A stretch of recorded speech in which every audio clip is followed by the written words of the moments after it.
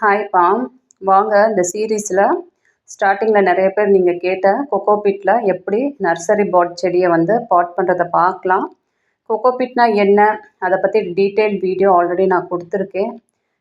வேணும்னா ப்ளேலிஸ்ட்டில் அதை ஆட் பண்ணிடுறேன், நீங்கள் பார்த்துக்கோங்க. ஸோ இன்றைக்கி நான் வந்து வெறும் கொக்கோபிட் தான், பிளெயின் கொக்கோபிட்டில் தான் பாட் பண்ணுறதை காமிக்க போகிறேன். பெர்லைட் வச்சு பண்ணணும் அப்படின்னா 70% கொக்கோபிட்டும் 30% பெர்லைட்டு நீங்கள் யூஸ் பண்ணிக்கிடலாம்.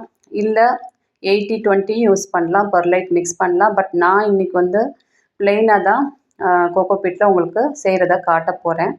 ஸோ நேற்றே சொன்னபடி இந்த ஒரு 3 செடியை வந்து எடுத்து வச்சுருக்கேன். என்கிட்ட ஆல்ரெடி நர்சரியில் அதை வாங்கி ஒரு வருஷமாக அப்படியே மண்ணில் தான் நான் வச்சுருக்கேன் இந்த செடியை. ஸோ ரீசெண்டாக அதை ரீபாட் பண்ணேன், கொஞ்சம் தளிர் வந்திருக்கு. ஸோ இந்த 3 செடியை தான் நான் இன்றைக்கி கொக்கோபிட்டில் உங்களுக்கு வச்சு காமிக்க போகிறேன். நீங்கள் நர்சரியில் வாங்கிட்டு வந்தாலும் இந்த மாதிரி தான் இலையெல்லாம் இருந்தால் கண்டிப்பாக கட் பண்ணிடணும். 1-2 தளிர் இருந்தால் கூட விடலாம். சம்டைம்ஸ் அந்த தளிர் கூட உங்களுக்கு கீழே விழுந்துடும். ஏன்னா வேரை கழுவ போகிறோம். ஸோ வேரை கழுவுனோம்னா அதுக்கு சப்ளை இருக்காது உங்களுக்கு. ஆல்ரெடி செடியில் ஸ்டோரேஜ் இருந்துச்சுன்னா அது ஓரளவுக்கு இருக்கும், இல்லைன்னா கம்ப்ளீட்டாக எல்லா இலையும் உழுந்துடும் உங்களுக்கு வேரை கழுவுறனால.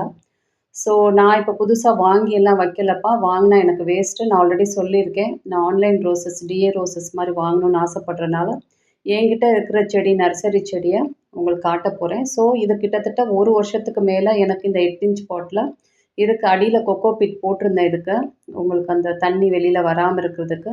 ஸோ அதில் வேர் நிறையா இருக்குது, ஆனால் உள்ள அந்த பாண்ட் அப்படியே தான் இருக்குது. ஸோ இந்த செடியை நேற்று ஈவினிங் நான் வந்து தண்ணியில் ஒரு கிட்டத்தட்ட ஒரு 20 நிமிஷம் ஊற வச்சேன். ஆனால் எல்லா மண்ணும் வந்துருச்சு. ஸோ நீங்கள் பார்த்துக்கோங்க, இந்த ப்ராசஸ் எல்லாமே 1 ஹவருக்குள்ளே நீங்கள் முடிக்கணும். ரொம்ப நேரம் தண்ணியில் செடியை ஊற வச்சுட்டே இருக்காதீங்க, அப்புறம் இஷ்யூஸ் வந்துடும். ஒரு 1 ஹவருக்குள்ளே எல்லா வேலையும் நம்ம முடிச்சு எடுத்துடணும். ஸோ ஸ்டார்டிங்கில் வளர்க்குறவங்க ஒரு 2 செடி மட்டும் ஸ்டார்ட் பண்ணுங்கள். எக்ஸ்பீரியன்ஸ் இருந்தால் நீங்கள் எவ்வளோக்குன்னா பண்ணலாம். ஒரு 2 செடி நீங்கள் ட்ரை பண்ணி உங்களுக்கு சக்ஸஸ் ரேட்டு பார்த்துட்டு அப்புறம் நீங்கள் எப்படி வேணாலும் நீங்கள் ட்ரை பண்ணலாம்ப்பா. மொத்தமாக எல்லா செடியும் கழுவிட்டு இருக்காதீங்க. ஒரு 2 செடி எடுத்துக்கோங்க. உங்கள்கிட்ட இருந்தாலும் பரவாயில்ல, ஏதாவது ஒரு செடி வளர்ச்சி இல்லாமல் ஓரளவுக்கு இருந்தாலும் அந்த செடியை எடுத்து வேரெல்லாம் கம்ப்ளீட்டாக கழுவிட்டு நீங்கள் பாட் பண்ணலாம். ஸோ நான் பாருங்கள், இந்த மாதிரி இந்த செடியை தண்ணி ஊற்றி வச்சேன் நேற்று ஈவினிங்கு. ஸோ நான் ஆக்சுவலி 1ஆம் தேதின்னு சொல்லியிருப்பேன். பட் நீங்கள் ஸ்டார்ட் பண்ணுங்கள், நான் இன்றைக்கி காமிச்சா தான் நாளைக்கு 1ஆம் தேதி நீங்கள் உங்களுக்கு ஸ்டார்ட் பண்ண கொஞ்சம் ஈஸியாக இருக்கும். ஸோ அதனால் நான் நேற்றே இதை ரெடி பண்ணிவிட்டு இன்றைக்கி அப்லோட் பண்ணிட்டேன். ஸோ இந்த மாதிரி தான் கழுவணும்ப்பா. இதே மாதிரி தான் ஆன்லைன் ரோசஸ் வாங்கினா ஆல்ரெடி அவங்க வந்து பேர் ரூட்டை தான் கொடுப்பாங்க. ஸோ நம்ம ப்ராக்டிஸ்க்கு இந்த செடியில் தான் நம்ம செஞ்சு ஆகணும். ஸோ வேரெல்லாம் கம்ப்ளீட்டாக நம்ம கழுவிடணும். சில பேருக்கு அந்த வேர் கம்ப்ளீட்டாக கழுவிட்டா இஷ்யூஸ் வரும்னு நினச்சிங்கன்னா கொஞ்சம் வேணால் மண் வைக்கனால் வைக்கலாம், ஒன்றும் இஷ்யூஸ் வராது. நீங்கள் லைட்டாக கொஞ்சம் அந்த மண் பிடிச்சிருந்தாலும் அப்படியே நீங்கள் வைக்கலாம், உங்களுக்கு பயமாக இருந்துச்சுன்னா. இல்லை எனக்கு எக்ஸ்பீரியன்ஸ் இருக்குன்னா வேரை கம்ப்ளீட்டாக கழுவிடலாம். ஸோ இந்த செடியெல்லாம் கொஞ்சம் பெரிய செடி ஆகிடுச்சு. நர்சரியில் நீங்கள் வாங்கிட்டு வந்தால் 4 இன்ச் இல்லை 6 இன்ச்சில் வச்சா கரெக்டாக இருக்கும். ஆக்சுவலி இந்த செடியெல்லாம் கொஞ்சம் 8 இன்ச்சு தொட்டியில் வச்சா தான் கரெக்டாக இருக்கும். பட் நான் வந்து 6 இன்ச்லேயே தான் வச்சிடுறேன். எனக்கு தெரியும் இது வளர்ந்துரும் அப்படின்னா. முடிஞ்ச அளவுக்கு சின்ன தொட்டியில் வைக்க பாருங்கள். பெரிய தொட்டியில் நம்ம வச்சோம்னா உங்களுக்கு இப்போ தண்ணி இஷ்யூஸ் வந்துடும். நிறைய தண்ணி இருந்துக்கிட்டே இருக்கும். அந்த ரூட் வந்து உங்களுக்கு அழுகிறதுக்கு சான்சஸ் இருக்குது. ஸோ எவ்வளோக்கு எவ்வளோ பாருங்கள், எனக்கு ஓரளவுக்கு வேறு இது இருக்குது. ஸோ இதை 8 இன்ச்சில் கூட வைக்கலாம், தாராளமாக வைக்கலாம். பட் நான் 6 இன்ச்சில் தான் வச்சுருக்கேன் இந்த செடியை. ஸோ இந்த தளிரெல்லாம் நீங்கள் கட் பண்ணணும்னு அவசியம் இல்லை. சின்ன சின்ன தளிர் நோட்ஸ் எல்லாம் செடியில் ஒரு வேளை இருந்துச்சுன்னா அதெல்லாம் நீங்கள் கட் பண்ண வேண்டாம். ஓரளவுக்கு பெரிய இலை, முத்தின இலை அந்த மாதிரி இருந்துச்சுன்னா கம்ப்ளீட்டாக நீங்கள் கட் பண்ணி எடுத்துடலாம். ஒரு புது பிளேட் மாதிரி வச்சுக்கோங்க.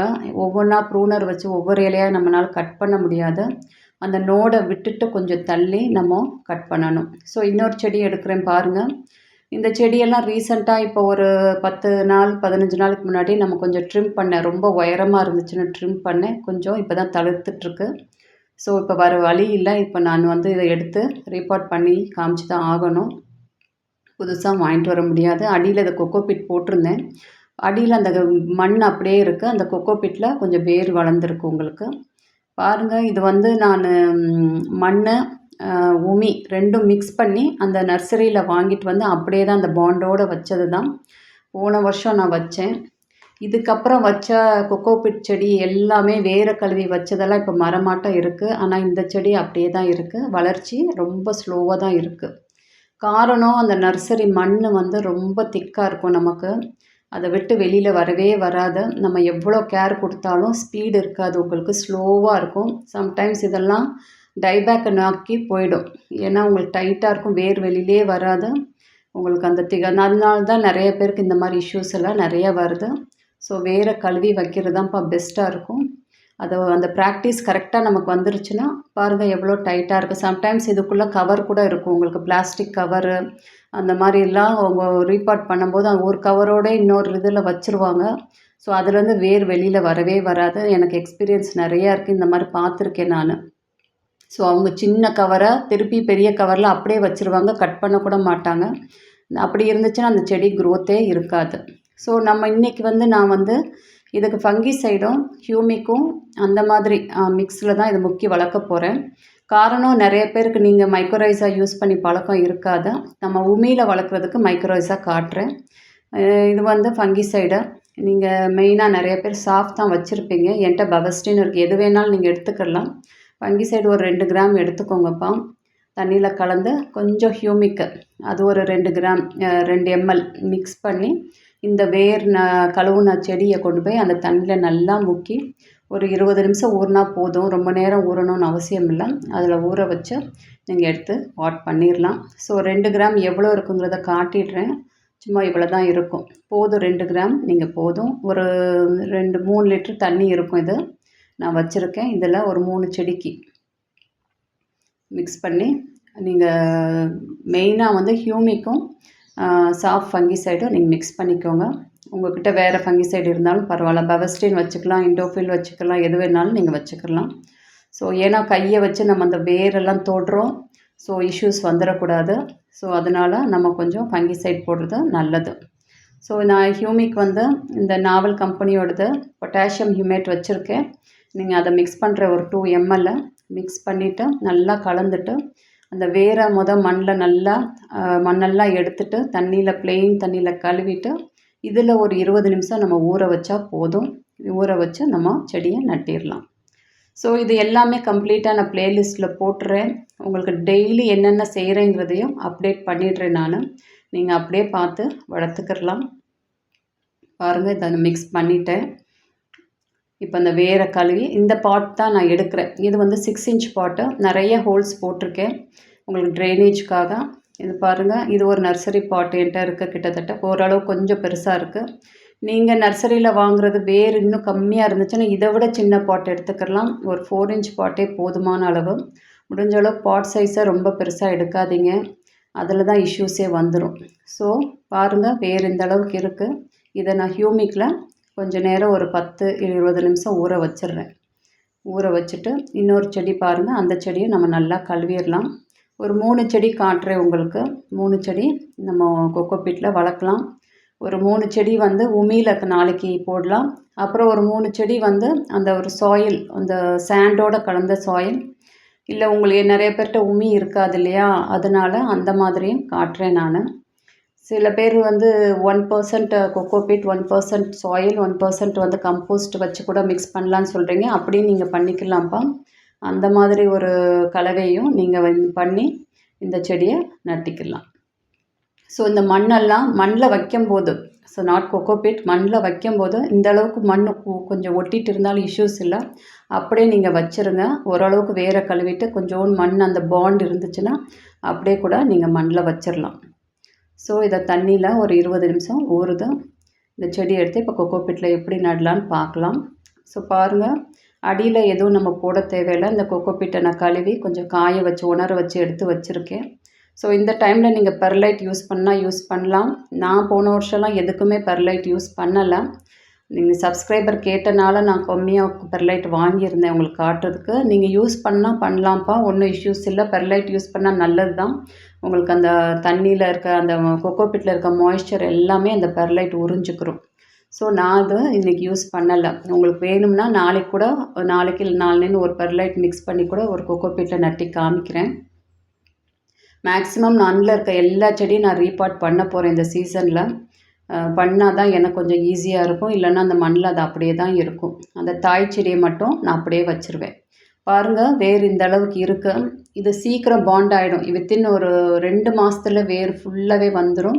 அப்புறம் இதை டக்குன்னு எடுத்து 8 இன்ச்சில் நம்ம வச்சிடலாம். இப்போயே கொண்டு போய் 8 இன்ச்சில் வச்சோன்னா உங்களுக்கு ரொம்ப நேரம் அந்த கொக்கோபீட்டோட ஈரம் இருந்துக்கிட்டே இருக்கும். அந்த வேருக்கு இஷ்யூஸ் வந்துடும்.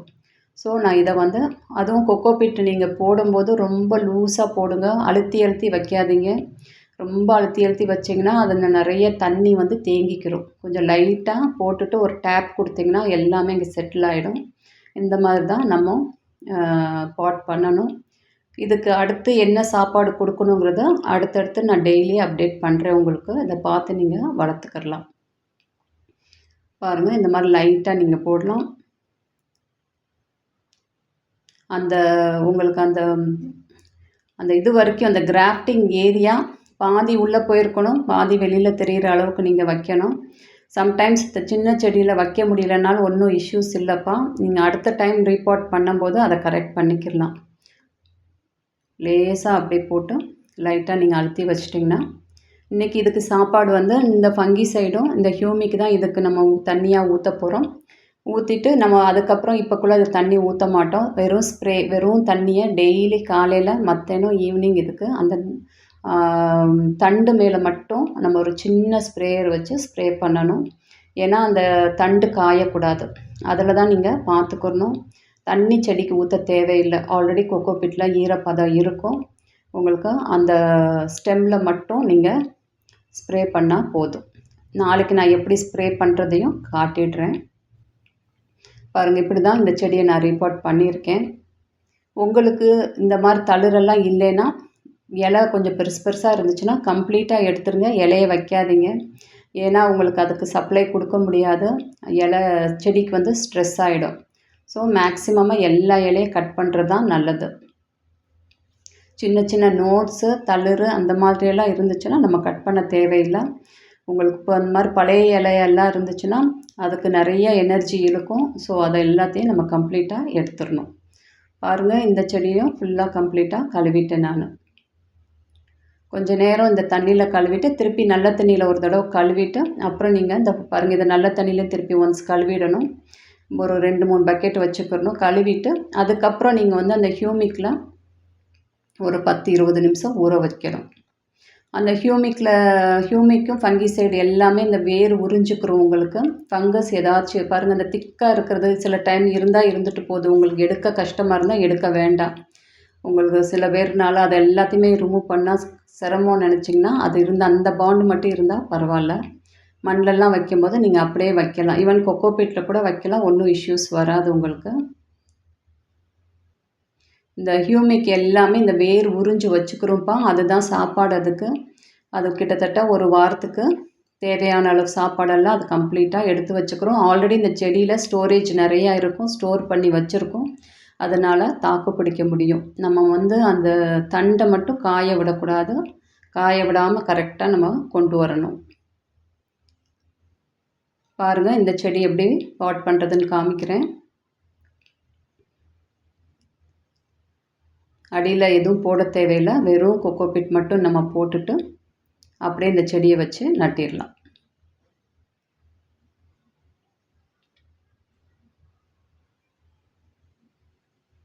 இப்போ எனக்கு இந்த மாதிரி இந்த செடி கொஞ்சம் பெருசாக இருக்குது. நீங்கள் நர்சரியில் வாங்குறது இந்த அளவுக்கு உங்களுக்கு கிடைக்குமான்னு தெரியாது. இதை விட கொஞ்சம் சின்னதாக தான் இருக்கும். வேரும் கம்மியாக தான் இருக்கும். நீங்கள் பாட் சைஸ் எல்லாம் 4 இன்ச்சில் வச்சாலே போதும். இவ்வளோ பெரிய பாட் தேவையில்லைப்பா. முடிஞ்ச அளவுக்கு பாட் சைஸ் கொஞ்சம் சின்னதாக பார்த்துக்கோங்க. இது கொஞ்சம் செடி பெருசாக இருக்கிறதுனால நான் வந்து 6 இன்ச் எடுத்திருக்கேன். லைட்டாக போட்டுட்டு அப்படியே நீங்கள் டேப் பண்ணால் போதும்.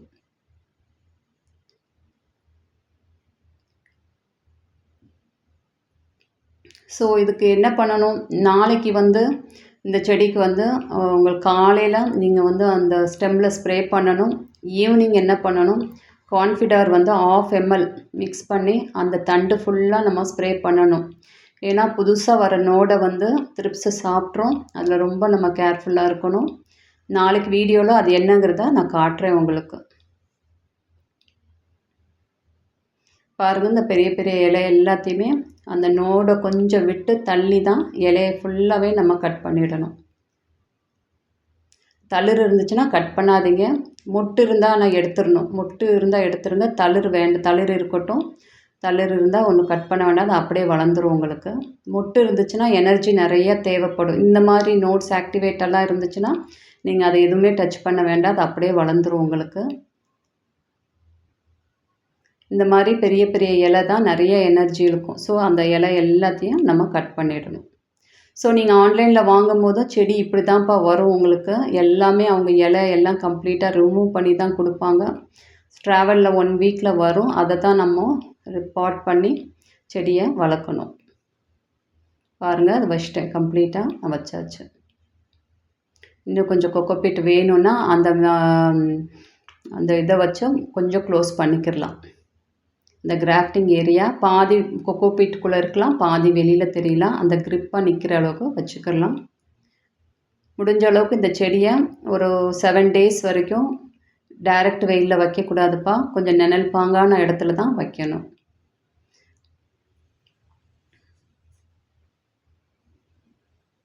இந்த செடியிலையும் இப்போ ரீசெண்டாக நம்ம ப்ரூன் பண்ணனால நிறைய தளிர் இருக்குது. தளிர் எதுவும் கட் பண்ண வேண்டாம். பெரிய பெரிய இலையை மட்டும்தான் நான் கட் பண்ணுறேன்.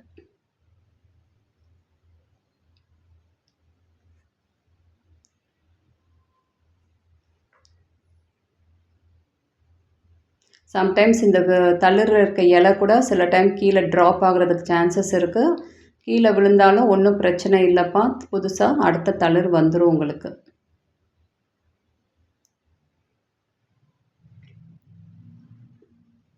பாருங்கள், எல்லா இலையும் கம்ப்ளீட்டாக நம்ம எடுத்துடணும்.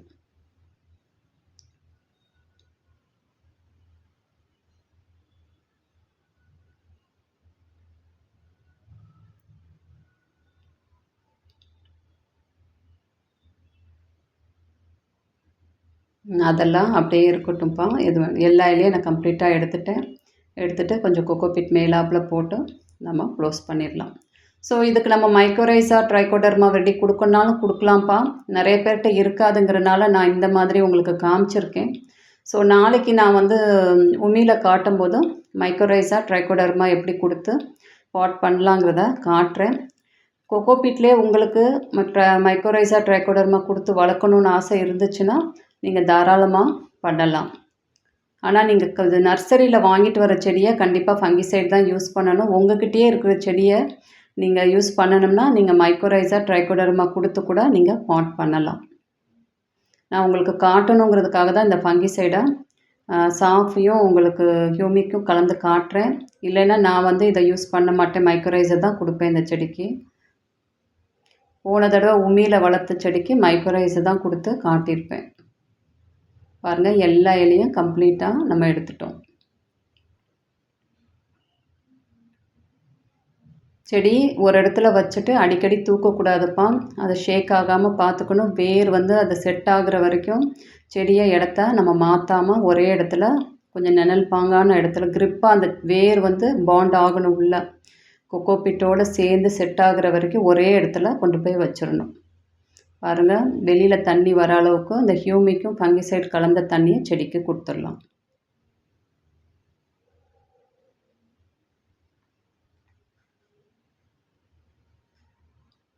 ஹோல்ஸ் வழியாக ஈஸியாக ட்ரைனேஜ் ஹோல்ஸ் ரொம்ப முக்கியம். ஹோல்ஸ் நிறையா நீங்கள் போட்டுக்கோங்க. அவங்களுக்கு ஆக்சிஜன் கிடைக்கும் செடிக்கு. நீங்கள் ட்ரைனேஜ் ஹோல்ஸ் நிறையா இல்லைன்னா தண்ணி தேங்கி அப்புறம் ரூட் ராட் இஷ்யூஸ் அந்த மாதிரி வந்துடும்.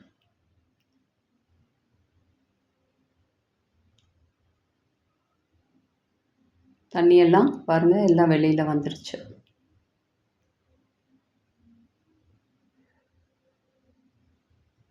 இந்த 3 செடி இப்போ என்ன பண்ணலாம், ஆல்ரெடி பிளேடு வச்செல்லாம் கட் பண்ணியிருக்கோம்.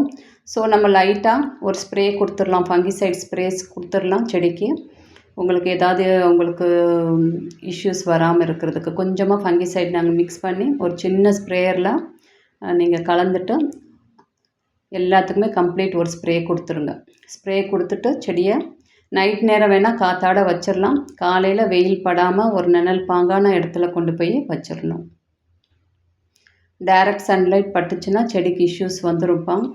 மழை லேசாக தூரிட்டு அந்த மாதிரியெல்லாம் இருந்துச்சுன்னா கூட வைக்கலாம். ரொம்ப ஹெவி மழை இருந்துச்சுனாலாம் வைக்கக்கூடாது.